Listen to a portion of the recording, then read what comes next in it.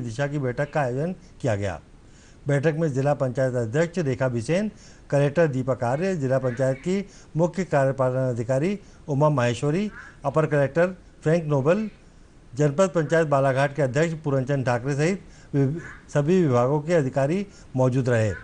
बैठक में मनरेगा के कार्यों की समीक्षा के दौरान सांसद डॉक्टर बिसेन ने कहा कि मनरेगा के अंतर्गत जिले में नहरों के सुधार और मरम्मत कार्य कराए गए हैं। इसके अच्छे परिणाम सामने आए हैं। इससे मजदूरों को काम मिलने के साथ ही नहरों की सफाई हो गई और उनसे पानी की निकासी आसान हो गई है। उन्होंने अधिकारियों से कहा कि मनरेगा से नहरों के सुधार और मरम्मत के कार्य वर्षा ऋतु के समाप्त होते ही पुनः प्रारंभ कर दिए जाएं।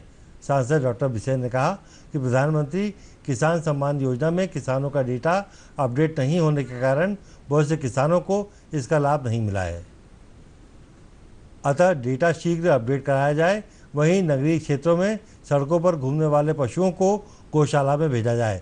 उन्होंने कहा कि नल जल योजना गांव में बंद नहीं रहना चाहिए। यदि उसकी मोटर जल गई है तो पंचायत का दायित्व है कि वो शीघ्रता से उसे सुधरवाएं।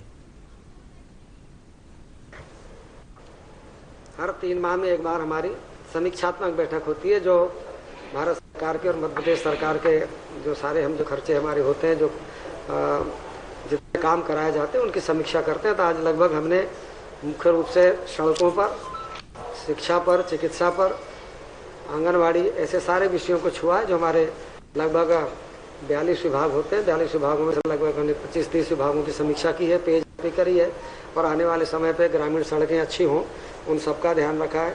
पीडब्ल्यूडी की सड़कें जिनके अपूर्ण कार्य हैं उनको पूरा करने का निर्देशित किया है।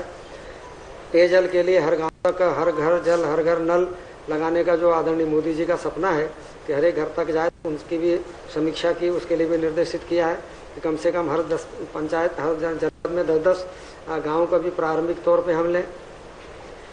बिजली की बचत के ऊपर भी जानकारी दी है कि बिजली कैसे हम सौर ऊर्जा का उपयोग कर सकते हैं।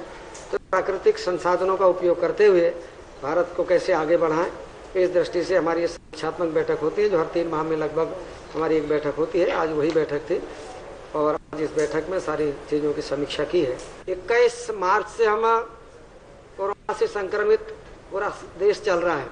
हमने शुरुआत के महीनों में बहुत सावधानी बरती। जितने हमारे भाई बाहर से आए उन सबका नाम लिखा, उनको जो परेशानी आई उन सबको किया। और अब जैसे जैसे हमारा अनलॉक होना चालू हुआ, अब उसके बाद से लगातार हमारे केसेस बढ़ने लग गए हैं।